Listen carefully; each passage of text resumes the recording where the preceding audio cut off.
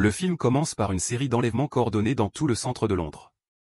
Un total combiné de 9 personnes, y compris des hommes, des femmes et même un policier en service, sont kidnappés dans différentes parties de la ville. Quelques instants plus tard, ces 9 personnes apparaissent inconscientes à l'intérieur d'une maison mystérieuse. L'une d'entre elles, une jeune femme nommée Léa, se réveille confuse sur un lit. Elle aperçoit un homme sur un autre lit à côté du sien et sort prudemment pour enquêter.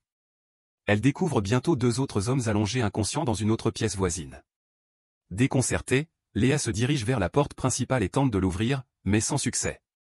Elle vérifie également les fenêtres, pour découvrir qu'elles sont toutes scellées par des murs de briques. Après cela, Léa descend précipitamment au sous-sol à la recherche d'une sortie quelconque, mais elle n'en trouve aucune. Elle commence à réaliser qu'il n'y a aucune échappatoire à cette maison étrange. Cette prise de conscience la frappe si fort qu'elle fait une crise de panique et s'effondre au sol. Lorsqu'elle reprend connaissance, un prêtre âgé nommé Père Duffy veille sur elle. En regardant autour d'elle, Léa remarque qu'il y a un total de 9 personnes piégées ici. Le groupe murmure entre eux lorsque, soudain, une voix mystérieuse provenant d'un haut-parleur les salue. Elle leur explique qu'ils ont été kidnappés et amenés ici pour participer à un jeu qui mettra à l'épreuve leur caractère. La personne qui parle au micro se présente comme « l'Observateur » et déclare que ce jeu est purement pour leur divertissement. Il est également révélé que l'Observateur les surveille à travers 75 caméras et d'innombrables micros installés partout dans la maison. Apparemment, le gagnant de ce jeu sera la dernière personne à rester en vie. Non seulement cette personne retrouvera sa liberté, mais elle recevra également une récompense de 5 millions de dollars. La voix leur souhaite bonne chance avant que le haut-parleur ne s'éteigne. Presque immédiatement, les 9 participants commencent à se disputer. Certains pensent que le jeu est réel, tandis que d'autres croient à une farce élaborée. Mais tout le monde s'inquiète de savoir que 8 d'entre eux risquent de mourir. Alors que les autres sont occupés à se quereller, un participant d'âge moyen nommé Jay sort une arme de sa poche. Il déclare que la situation doit être sérieuse si les ravisseurs lui ont laissé garder son arme. Jay remarque que tout le monde est terrifié par l'apparition soudaine de l'arme. Il leur demande donc de se calmer et précise qu'il est policier. Cependant, cela énerve un autre participant nommé Albie, qui révèle que son petit frère a été torturé par un groupe de policiers blancs corrompus. Peu après, un autre participant, un Français nommé Francis, interrompt l'argumentation et partage sa conclusion, l'Observateur veut qu'il s'entretue. Cela provoque la panique parmi tous, mais Jay semble être d'accord avec cette théorie. Par conséquent, il suggère que le groupe doit travailler ensemble pour trouver un moyen de s'échapper. Le groupe décide d'inspecter chaque recoin de la maison à la recherche d'éventuelles ouvertures ou sorties cachées. Jay inspecte le sous-sol tandis qu'Albi découvre une trappe en bois au plafond. Il utilise toute sa force pour briser la porte, mais découvre que l'ouverture est également scellée par un mur de briques. Pendant que tout le monde cherche une issue, une femme nommée Claire trouve le placard à alcool et commence à boire. Finalement, le groupe abandonne et retourne dans le salon, où il confronte Claire pour ne pas les avoir aidés. Jay décide également de verrouiller le placard à alcool, affirmant que boire ne fera qu'aggraver leur humeur. Le groupe discute ensuite, et tous les participants jurent qu'ils ne veulent tuer personne. Ils admettent toutefois qu'il y a des gens désespérés qui seraient prêts à tout pour remporter l'argent. Soudain, ils entendent un bruit survenant de la cuisine au rez-de-chaussée. Ils se précipitent pour vérifier et découvrent une petite boîte contenant de la nourriture. Leur dîner se compose exactement d'un morceau de poulet et d'une pomme de terre bouillie pour chaque participant. Le groupe s'assied dans la salle à manger et, après une prière du père Duffy, il se présente enfin correctement. À ce stade, tout le monde sait que Duffy est prêtre et que Jay est policier. Léa révèle qu'elle est danseuse de chœur, tandis que Claire est une joueuse de tennis célèbre. Il y a également un couple marié, Francis, un artiste français, et sa femme au foyer, Cynthia. Le seul homme noir du groupe, Albie, est rappeur.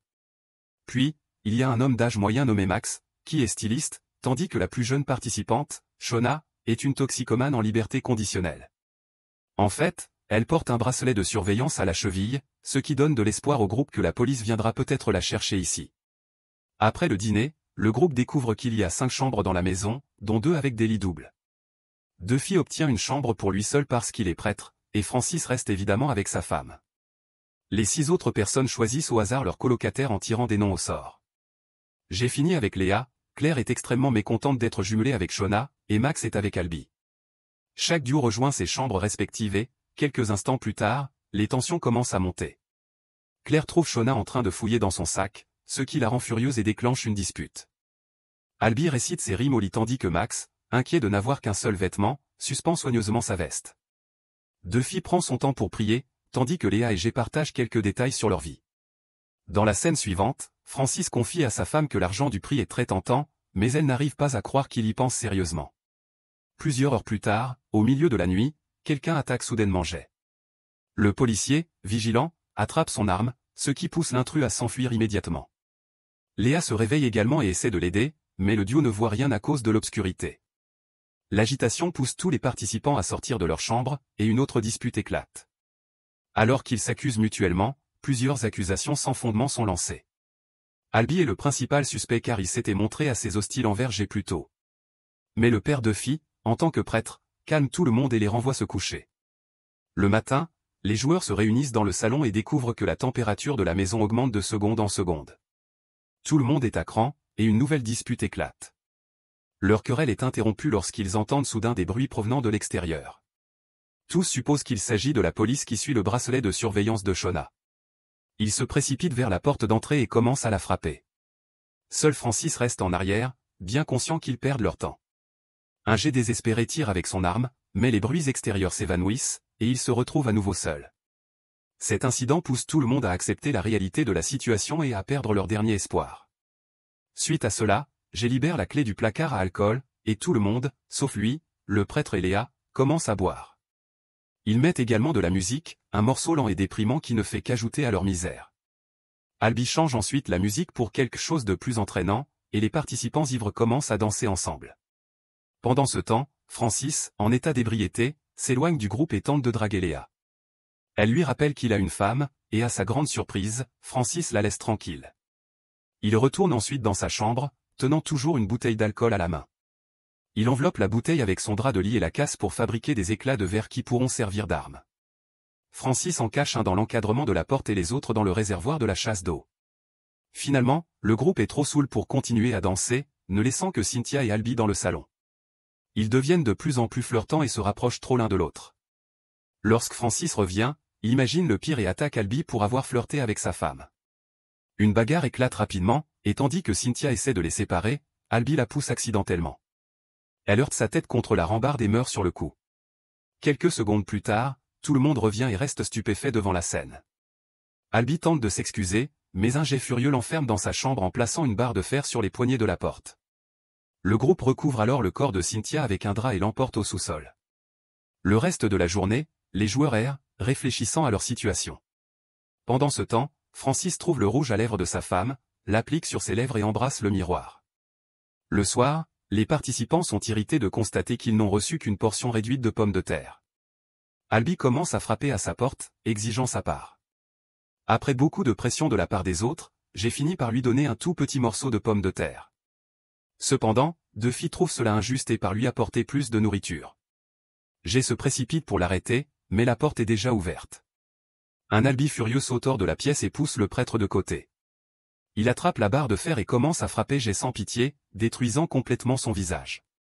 Lorsque le rappeur finit par reprendre ses esprits et réalise ce qu'il a fait, il retourne se cacher dans sa chambre. Peu de temps après, Duffy arrive dans la pièce, et Jay utilise son dernier souffle pour donner son arme au prêtre. Dans la scène suivante, son corps est également recouvert et placé dans le sous-sol à côté de celui de Cynthia. Pour le prochain repas, les joueurs reçoivent de la nourriture supplémentaire et du vin, accompagné d'une note indiquant « Bon travail » en guise de récompense pour avoir tué. Léa et Duffy sont les seuls à manger dans la salle à manger. Les autres sont devenus trop paranoïaques et préfèrent désormais manger seuls. De manière surprenante, Francis prend une grande portion de nourriture et la porte à Albie. Le Français déclare également qu'il comprend que la mort de Cynthia était un accident. La scène passe brusquement à un moment où Léa et Duffy vont vérifier Albie. Mais ils tombent sur son corps sans vie, suspendu au plafond avec l'écharpe de Max. La nouvelle se répand rapidement dans la maison, et une autre dispute éclate. Tout le monde soupçonne Francis d'avoir voulu se venger de la mort de sa femme. Il insiste qu'Albie s'est pendu lui-même, puis essaie de rejeter la faute sur Max sous prétexte que c'était son écharpe. Une fois de plus, c'est Duffy qui met fin à la querelle, déclarant que toute cette discussion est inutile. Chacun s'éloigne, méfiant des autres. Duffy et Léa transportent ensuite le corps d'Albie au sous-sol, tandis que Francis continue d'utiliser le rouge à lèvres en privé, montrant qu'il perd la tête. Un peu plus tard, Claire surprend Shona en train de fouiller dans ses affaires. Leur simple dispute dégénère en bagarre. Dans un moment de folie, Claire saisit le tire-bouchon d'une bouteille de vin à proximité et poignarde Shona dans le cou. Dans une autre pièce, Léa se lave le visage lorsque Francis apparaît soudainement. il arrache un luminaire du mur et le plonge dans l'eau du lavabo. Pauvre Léa, électrocutée, s'effondre après quelques secondes. Pendant ce temps, Duffy va parler à Max et lui propose de travailler ensemble pour survivre. Mais Max, avide, demande des portions supplémentaires de nourriture en échange.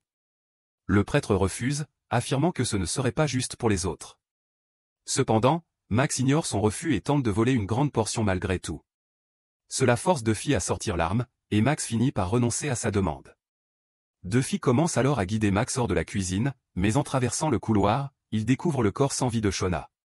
Cela effraie Max, qui retourne immédiatement dans la cuisine, tandis que Claire, recroquevillée à proximité, explique que le meurtre était de la légitime défense. Duffy tente de l'emmener ailleurs, mais en passant devant la chambre de Léa, il trouve également son corps. Le prêtre tombe à genoux, choqué, et Claire en profite pour s'enfuir. Peu après, Francis apparaît et fait semblant d'être surpris par la mort de Léa. Mais Duffy voit Claire dans son jeu et pointe son arme sur lui. Hésitant d'abord à tirer, il finit par appuyer sur la gâchette lorsque Francis se moque de lui en le traitant de vieux et faible. Francis est touché à l'estomac. Cependant, Léa est toujours en vie et reprend conscience. Elle sort juste à temps pour voir Duffy tirer sur Francis. Terrifiée par le chaos, elle se précipite dans la chambre de Francis pour se cacher. En essayant de s'enfermer dans la salle de bain, elle renverse accidentellement le couvercle de la chasse d'eau et découvre les morceaux de verre que Francis y avait cachés. Pendant ce temps, Claire arrive dans la cuisine pour chercher de la nourriture, mais elle est surprise par Max. Ce dernier accepte de partager la nourriture à condition que Claire lui donne quelque chose en retour. Il commence à retirer sa ceinture, laissant entendre qu'il veut quelque chose d'intime. Dans un retournement choquant, Max utilise la ceinture pour étrangler Claire. Quelques secondes plus tard, un Duffy déjà effrayé arrive dans la cuisine et supplie Max de la lâcher. Lorsque ce dernier refuse, Duffy est contraint de tirer, tuant Max sur le coup. Juste à ce moment-là, Francis apparaît et poignarde Duffy dans le dos avec un éclat de verre. Il prend ensuite l'arme et tire sur Claire ainsi que sur le prêtre, les tuant d'une balle dans la tête. Ignorant que Léa a survécu, Francis commence à célébrer sa victoire, criant au « Watcher » pour réclamer sa récompense. À l'étage, Léa utilise un drap de lit pour récupérer un morceau de verre tranchant. Elle laisse accidentellement tomber le couvercle du réservoir, ce qui fait un bruit fort. Francis l'entend et commence à la pourchasser, mais elle parvient à le poignarder à la jambe avant de s'enfuir dans le couloir. Francis la rattrape finalement et l'acculte contre le balcon. Il se jette sur elle, et ils basculent tous deux par-dessus la rambarde. Ils tombent sur la table en dessous, Léa atterrissant sur Francis. Par chance, elle parvient à le poignarder accidentellement dans la poitrine, le tuant sur le coup. Avec cela, Léa réalise qu'elle a gagné le jeu, et la porte d'entrée s'ouvre, laissant passer une lumière aveuglante. Elle avance prudemment et trouve un énorme sac, supposé contenir les 5 millions de dollars de prix. Alors qu'elle progresse dans le couloir, elle traverse une autre porte qui se referme derrière elle. De l'autre côté, elle trouve une autre maison remplie de personnes tenant des sacs comme le sien. Tous semblent profondément traumatisés, comme vidés des horreurs qu'ils ont vécues. Le film se termine lorsque Léa réalise que son cauchemar ne fait que commencer.